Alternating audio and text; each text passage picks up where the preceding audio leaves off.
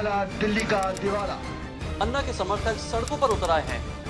दिल्ली में हुई गैंगरेप की वारदात से महिलाएं सहमी हुई हैं। सरकार महंगाई को काबू में लाने के लाख दावे करे, लेकिन महंगाई के आंकड़े असलियत की पोल खोल रहे हैं। सब्जी के दामों में ये बढ़ोतरी 30 से 40% तक देखी जा रही है।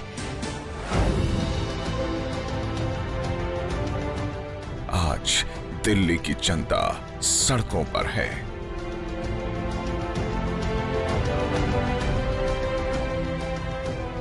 शीला दीक्षित की वर्तमान सरकार बढ़ती महंगाई, भ्रष्टाचार और बलात्कार जैसी घटनाओं से निपटने में पूरी तरह से असफल हो चुकी है। नेता बनते हैं, पैसा कमा लेते हैं, 10 दिन के लिए जेल चले जाते हैं, लेकिन कुछ नहीं होता। क्या आम आदमी के सामने कोई और विकल्प है? क्या कोई और राजनीतिक पार्टी है जो आम आदमी को इस दलदल से निकाल सके? क्या आम आदमी को ही आगे बढ़कर अपनी समस्याओं का हल निकालना होगा और राजनीति के महासंग्राम में कूदना होगा?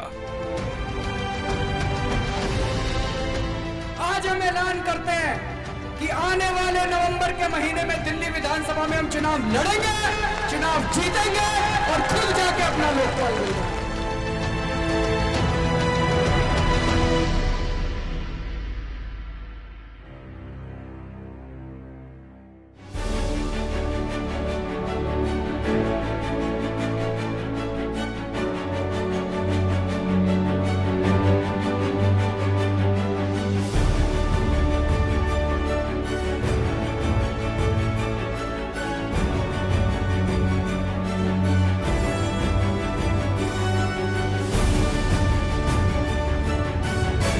ये है देश की राजधानी दिल्ली।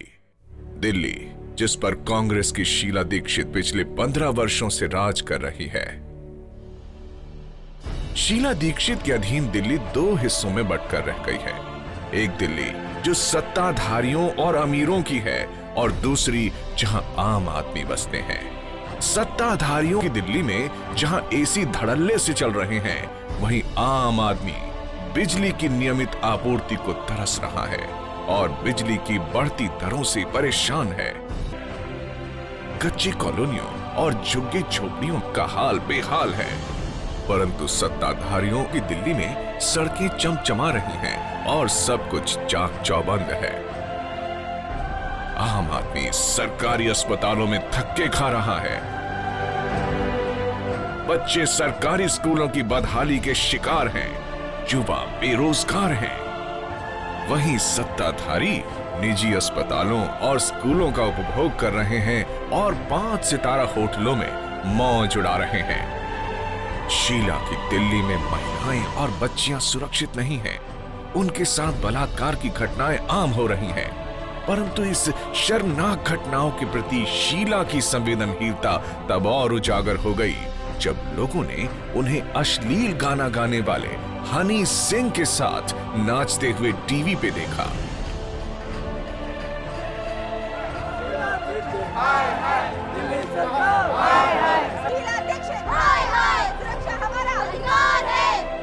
दिल्ली को शीला दीक्षित के कुशासन से मुक्त कराने के लिए, उनकी समस्याओं से निजात दिलाने के लिए हमारे ही बीच से एक आम आदमी ने अपनी आवाज बुलंद की है और अपनी पूरी ताकत के साथ सरकार के खिलाफ जारी जन संघर्षों का नेतृत्व कर रहा है।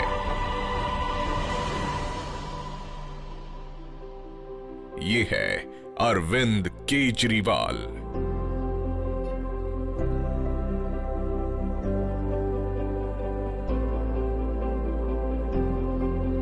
अरविंद एक ईमानदार इनकम टैक्स अधिकारी थे, पर वे नौकरी छोड़कर एक समाज सेवी बन गए। उन्होंने सूचना के अधिकार के लिए संघर्ष करना शुरू किया। वर्ष 2006 में इसके लिए उनको प्रतिष्ठित मैग्सेसे पुरस्कार से सम्मानित किया गया। अरविंद अन्ना हजारे के भ्रष्टाचार विरोधी जन लोकपाल आंदोलन के मुख्य सूत्रधार भी रहे। उन्होंने जंतर मंतर और बाद में रामलीला मैदान में इस आंदोलन का संचालन किया और जन लोकपाल के लिए अनशन भी किया। जन लोकपाल आंदोलन को देश भर में व्यापक जन समर्थन प्राप्त हुआ। परंतु सभी राजनीतिक पार्टियों ने एकजुट होकर संसद में जन लोकपाल बिल को पास नहीं होने दिया।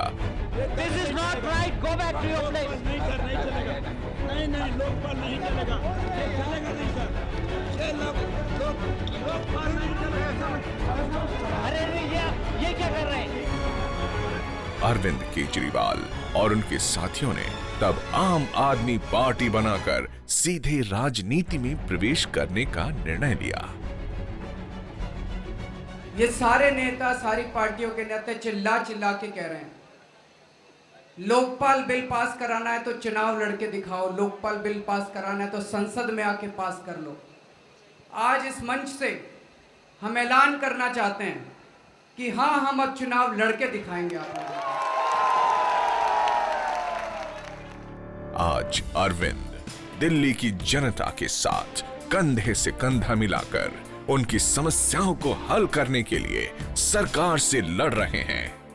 कभी हम उन्हें बिजली की कमी और उनकी बढ़ती कीमतों से जूझते आम दिल्ली वासियों के साथ खड़ा पाते हैं, तो कभी बलात्कार की शिकार बच्चियों और महिलाओं की आवाज को बल प्रदान करते हुए देखते हैं। भ्रष्टाचार के खिलाफ अपनी मुहिम के अंतर्गत वे मुकेश अंबानी, रॉबर्ट वाड्रा, सलमान खुर्शीद और नितिन गडकरी जैसे बड़े बड़े नेताओं और उद्योगपतियों के खिलाफ ऐसे खुलासे करते हैं कि सारा देश हिल उठता है। रॉबर्ट वडेरा जी ने 2007 से 2010 के बीच में 3 सालों के अंदर केवल 50 लाख रुपए से 300 करोड़ रुपए की प्रॉपर्टीज खरीदी है। अरविंद ने शीला दीक्षित के कुशासन और भ्रष्टाचार की पोल भी खोली है। अब की बार दिल्ली में रिकॉर्ड टूटा 5500 प्लस मेगावाट बिजली जो कभी खपत नहीं हुई थी। किसने खपत करी?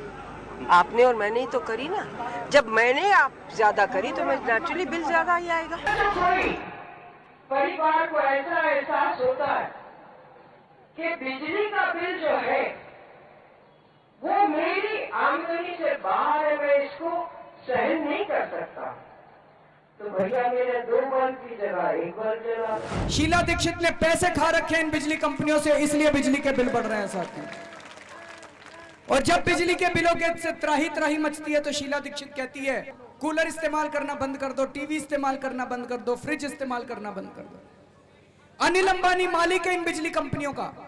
अनिल अंबानी कहता है मेरे को 20,000 करोड़ का घाटा हो गया, तो शीला दीक्षित 24 घंटे के अंदर केंद्र सरकार में दौड़ी जाती है और कहती है बेचारे को पैकेज दे दो एक। जनता अगर त्राही त्राही करती है तो कहती है कूलर इस्तेमाल करना बंद कर दो, फ्रिज इस्तेमाल करना बंद कर दो।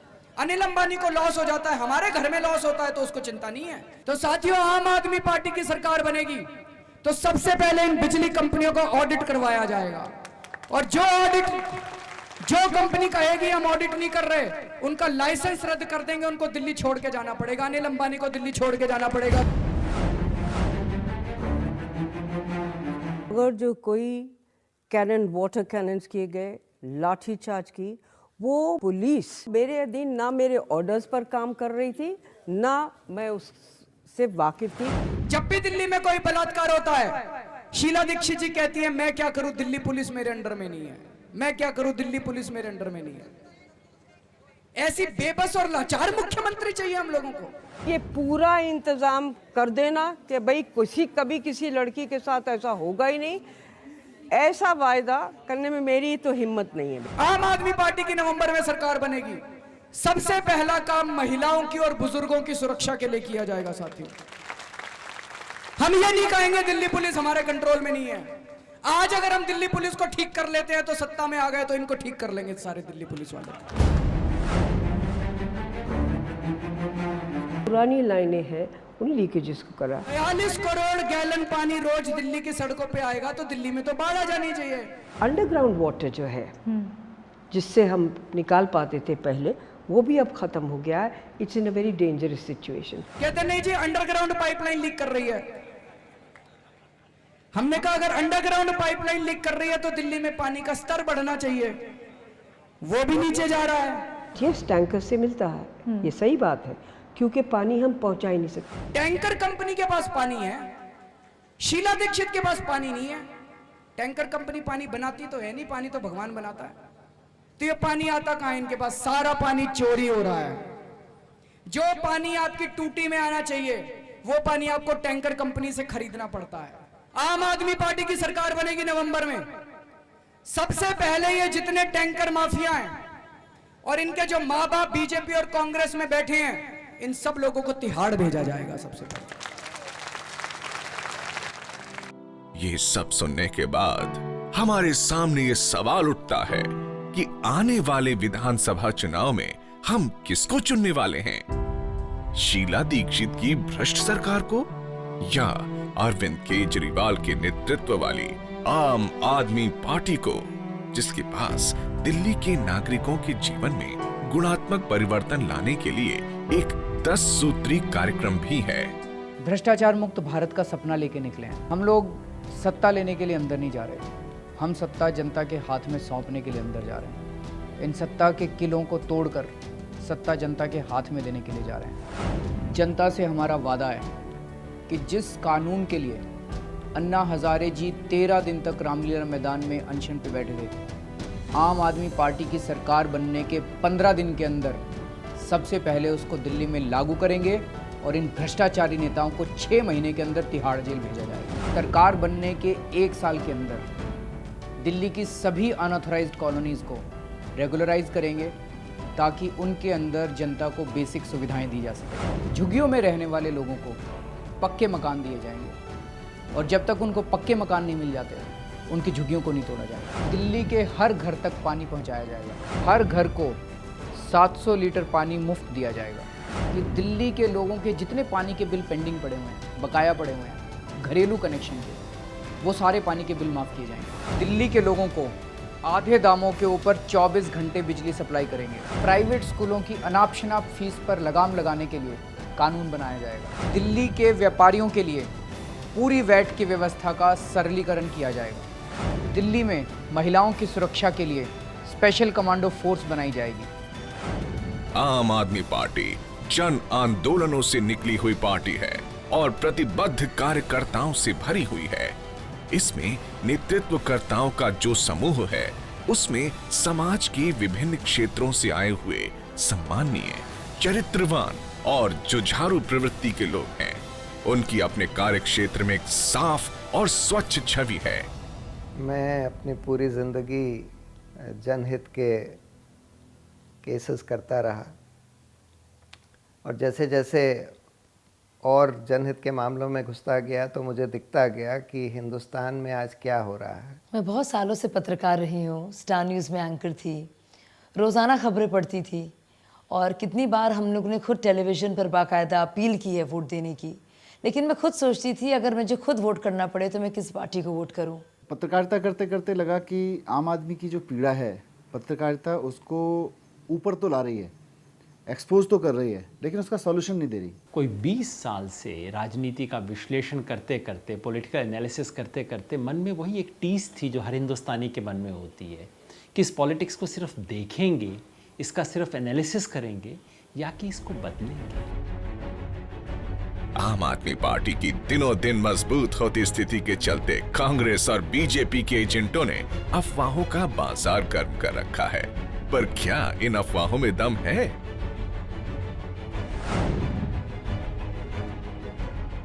हिंदी में कहते हैं पूत के पांव पालने में। आगे चल के किसी का चरित्र कैसा होगा वो शुरू में दिख जाता है।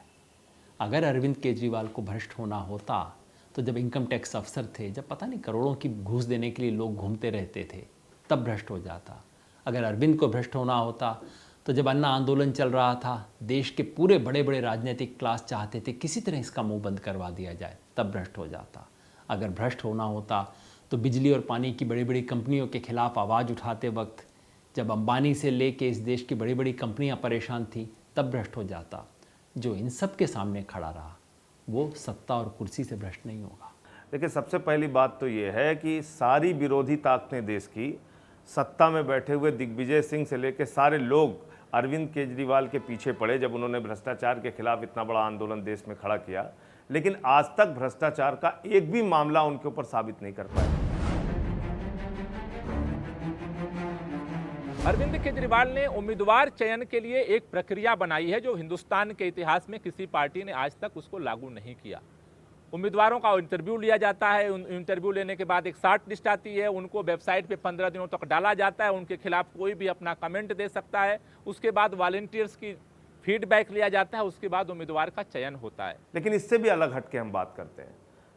3 मुद्दों पे हमने साफ तौर पे कहा है, अपराधीकरण, चारित्रिक आरोप और भ्रष्टाचार का आरोप। अगर 70 प्रत्याशियों में किसी के ऊपर भी ये 3 आरोप लगते हैं तो उनको हम अपना कैंडिडेट नहीं बनाएंगे, और अगर गलती से वो कैंडिडेट बन भी गए तो उनका कैंडिडेचर हम वापस ले लेंगे। चयन होने के बाद मान लीजिए ये लोग चुन लिए गए, अगर इन्होंने कुछ भ्रष्टाचार किया, कुछ बेईमानी करी, तो हम लोगों का एक इंटरनल लोकपाल भी होगा, और हम लोग तो ऐसा लोकायुक्त और लोकपाल बना देंगे जो तुरंत इनको पकड़ेगा।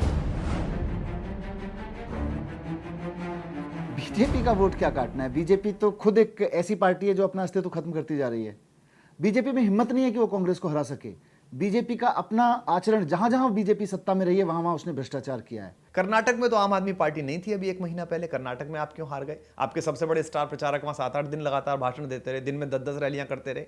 हिमाचल प्रदेश में तो हम नहीं थे, आप हिमाचल प्रदेश में क्यों हार गए? क्योंकि आप जहां जहां सत्ता में हैं वहां आपने इतना भ्रष्टाचार किया है कि लोग बाग कांग्रेस और आप में अंतर ही नहीं देखते हैं। ये वोट कटवा वाला तर्क वो चिल्लर पार्टी पे लागू होता है। जो छोटी पार्टी है जिसको 2% 4% वोट आता है, उसके बारे में पूछना चाहिए कि ये किसका वोट काट रही है।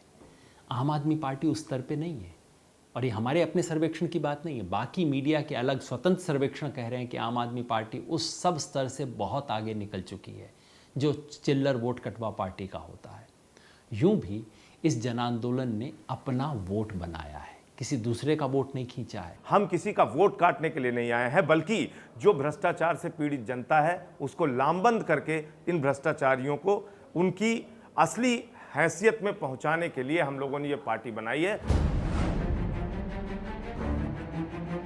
15-20 साल में एक बार इस देश का मतदाता खड़ा हो जाता है और कहता है इस बार किसी की नहीं सुनूंगा, इस बार मेरे को ठीक व्यक्ति चाहिए, इस बार सबको समेट दूंगा। इतिहास में 2 बार ये प्रयोग हुआ है। जयप्रकाश नारायण के आंदोलन के बाद जनता आंदोलन के गर्व से जनता पार्टी पैदा हुई और प्रचंड बहुमत से इंदिरा गांधी को परास्त किया था पहली बार में। बीपी सिंह के अभियान के बाद जनता दल पैदा हुआ और प्रचंड बहुमत से जनता दल की सरकार बनी।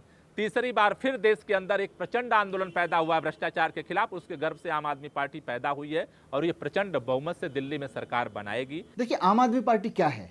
आम आदमी पार्टी लोगों का गुस्सा है। आम आदमी पार्टी व्यवस्था के बाद लोगों के गुस्से से निकली है, और इस दिल्ली में कोई आदमी ऐसा नहीं है जो इस व्यवस्था से खुश हो। कोई आदमी ऐसा नहीं है दिल्ली में जो ये कह सके कि मेरी बेटी घर से बाहर जाएगी तो सड़क पर सुरक्षित रहेगी। कोई आदमी ऐसा नहीं है जो ये कह सके कि मेरे पिताजी को अगर हार्ट अटैक हुआ तो मैं अपने बजट में उनका इलाज करा सकता हूँ। दिल्ली में कोई आदमी ऐसा नहीं है जो ये कह सके कि मैं अपने बच्चे को अपने बजट के हिसाब से अच्छी एजुकेशन दिलवा सकता हूँ। ये सारे लोग कौन हैं? ये सारे लोग उस गुस्से के प्रतीक है जो आम आदमी को आया हुआ है।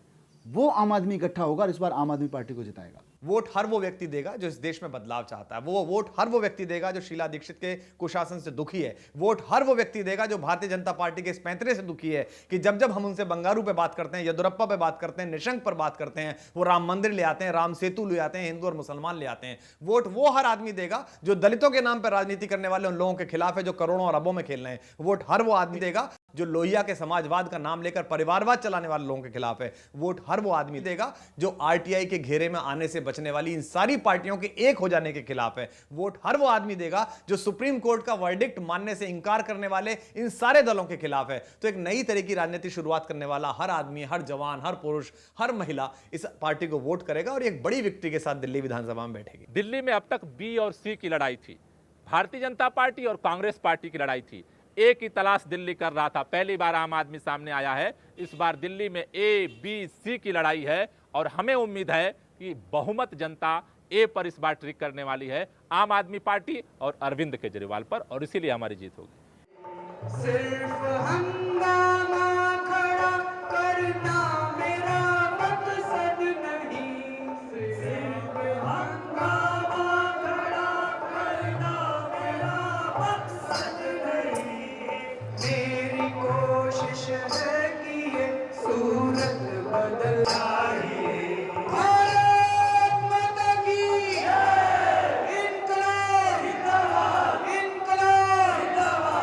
दिल्ली की ओर पूरा देश निहार रहा है, देख रहा है।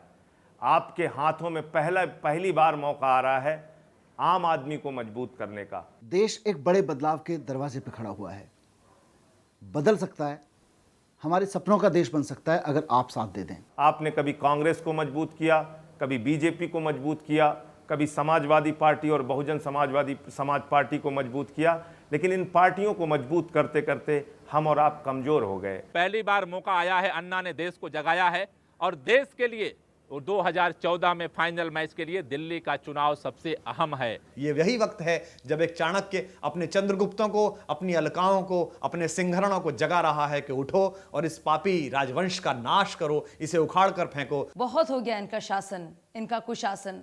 वक्त है सुशासन की और राजनीति में राज को हटाकर नीति लाने की, इसलिए सफाई जरूरी है। एक मौका अपने आप को, एक मौका इस उम्मीद को कि ये देश बदल सकता है, एक मौका इस आशा को कि हिंदुस्तान का भविष्य है, एक मौका इस संभावना को कि दिल्ली पूरे हिंदुस्तान को रास्ता दिखा सके। इन बड़ी बड़ी पार्टियों ने मिलकर पिछले 60 साल में जिस तरह से देश को लूटा है, उससे देश जो है बिल्कुल पतन और गृह युद्ध की तरफ प्रवेश कर रहा है।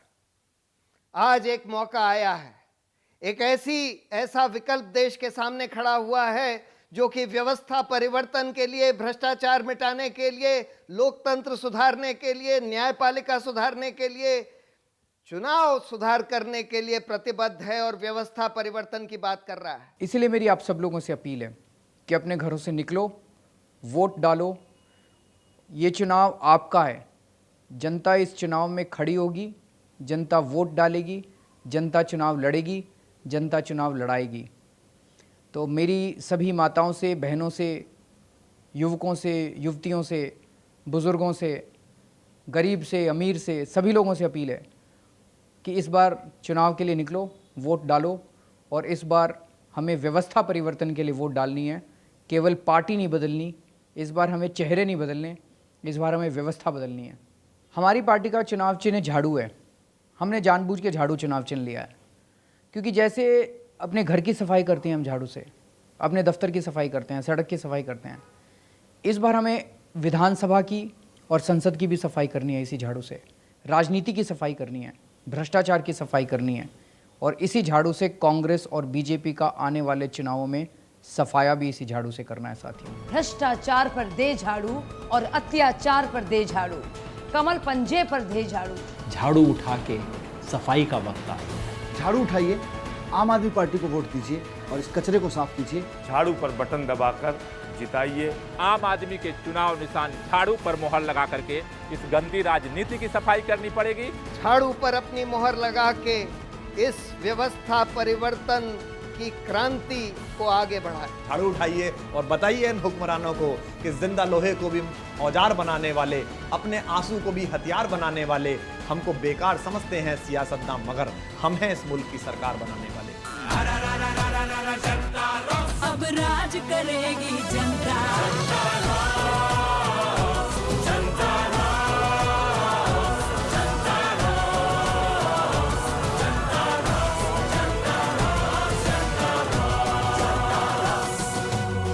नमस्कार, मैं अरविंद केजरीवाल बोल रहा हूँ। अभी योगेंद्र यादव जी ने एक सर्वे करवाया है। सर्वे के मुताबिक दिल्ली की 46% जनता इस बार आम आदमी पार्टी की सरकार देखना चाहती है, जबकि केवल 29% लोगों को बीजेपी पे भरोसा है और मात्र 25% लोगों को कांग्रेस पे भरोसा है। तो दोस्तों, इस बार आम आदमी पार्टी की सरकार भारी बहुमत से बनने जा रही है। इस बार आम आदमी पार्टी को वोट देना, झाड़ू पे बटन दबाना। इस बार आप चुनाव में किसको वोट देंगे? आम आदमी पार्टी को वोट दूंगा भाई साहब। आम आदमी पार्टी। इस बार हम दिल्ली के चुनाव में आम आदमी पार्टी को वोट देंगे। आम आदमी पार्टी। मैं आम आदमी पार्टी को वोट दूंगी। मैं भी आम आदमी पार्टी। मैं आम आदमी हूँ और आम आदमी पार्टी को वोट दूंगा।